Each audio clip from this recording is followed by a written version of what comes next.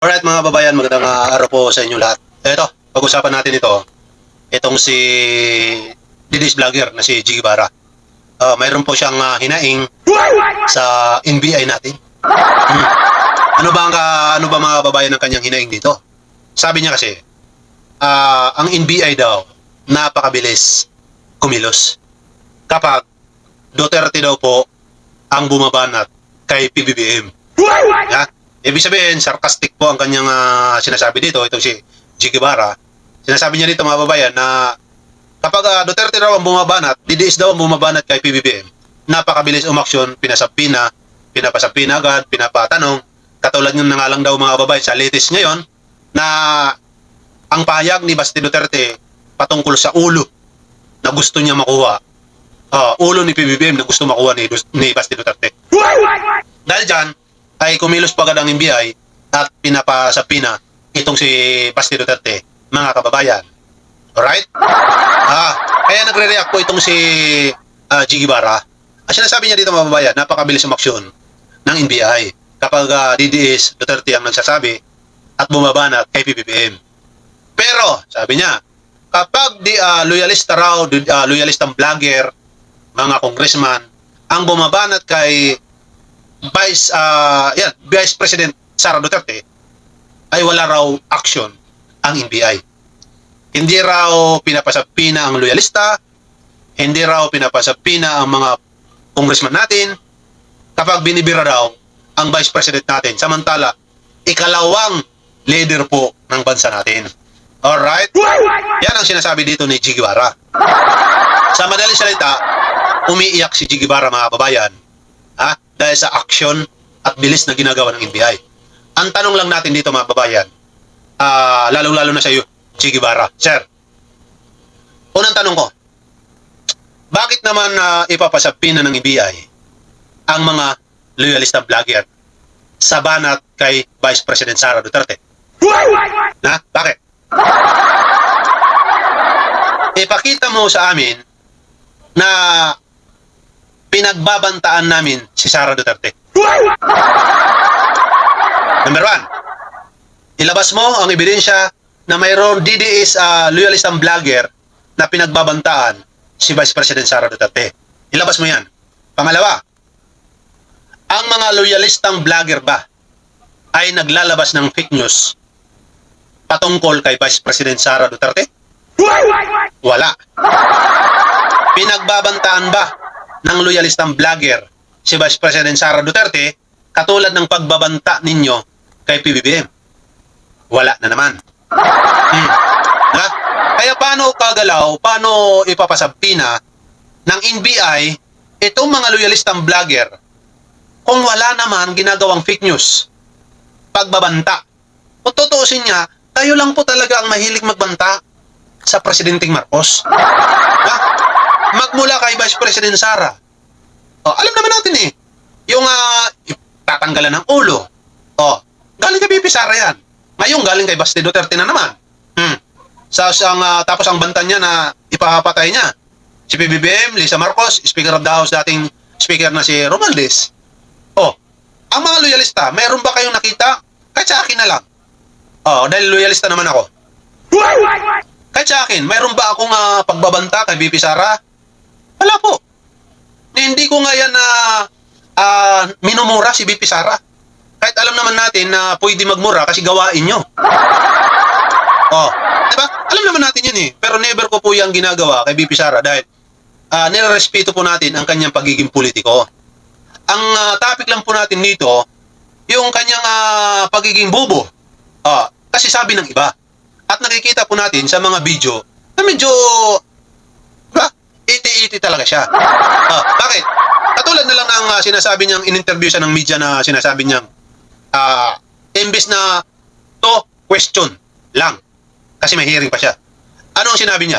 2 items lang. Tapos sabi pa niya, sasagot na sana siya. Pero anong sinabi niya? Nasaan ba yung cellphone ko?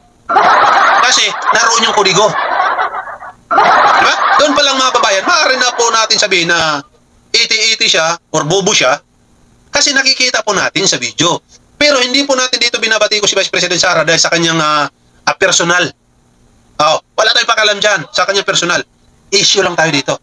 Kayo, kayo, tingnan nyo yung sarili nyo. Kaya kayo nakakasuhan na sa sabina kasi nga mga fake news kasi kayo. Diba?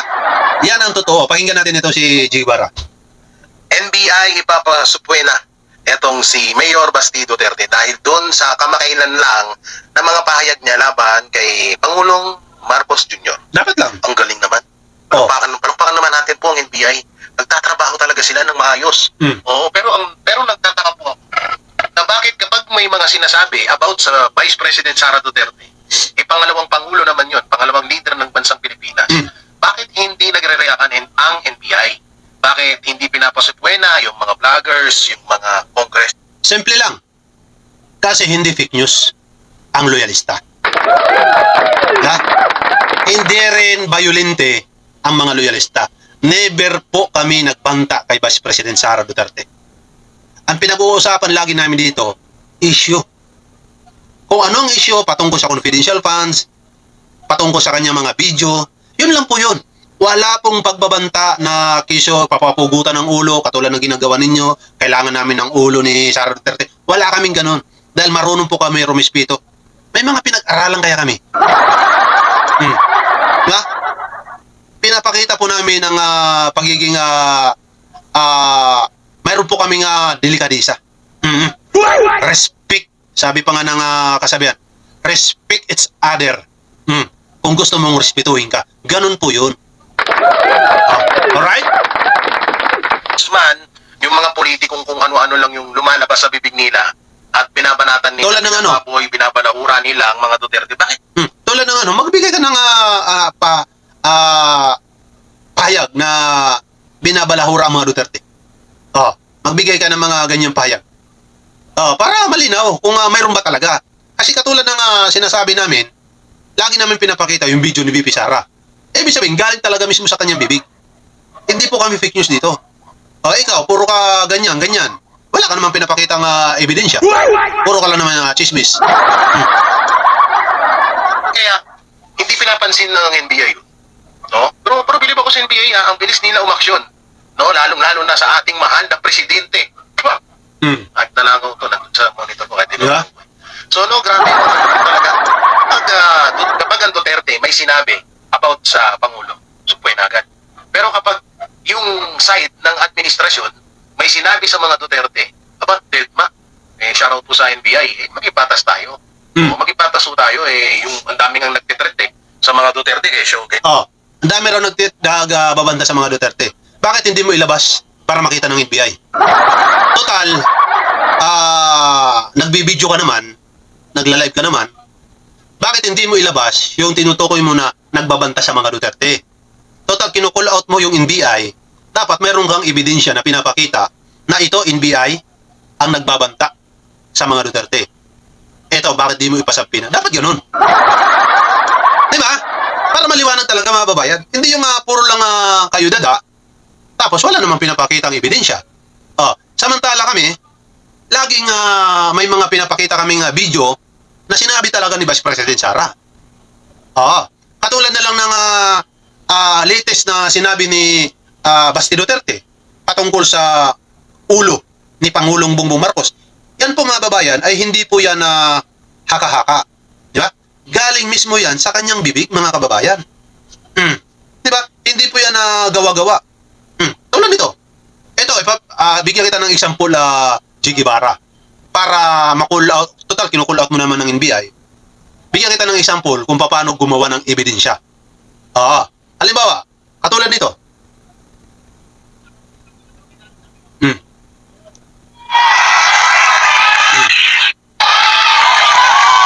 Tingnan nyo. Ang ulo lang naman ang kailangan namin. Ang ulo ni Bongbong Marcos! Diba? Yan ang solid na ebidensya. Diba? Naintindihan mo na, G. Barra. Kung ayaw nyo, kung gusto nyo talaga na maging, halimbawa, gusto nyo na may mga BBM vlogger na ipasapi na rin ng NBI. Bakit hindi ka maglabas ng ebidensya dyan sa channel mo na sinabi ng loyalista na pinagbabantaan si VP Sara Duterte? Diba? Ano lang po yung kasimple mga babayan?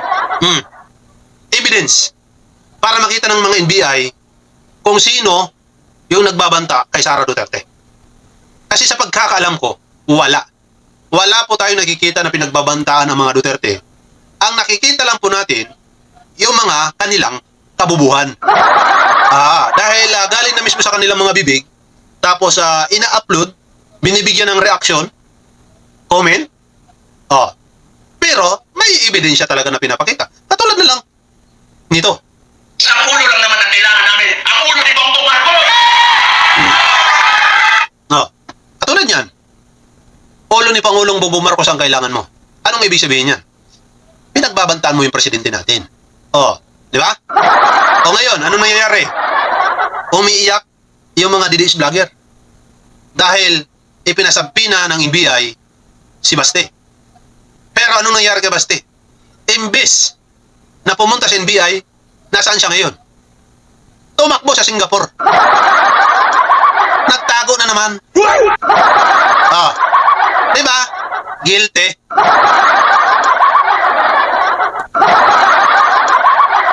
Kung malinis, bakit ka tatago? Bakit ka magtatakbo? Bakit hindi mo harapin?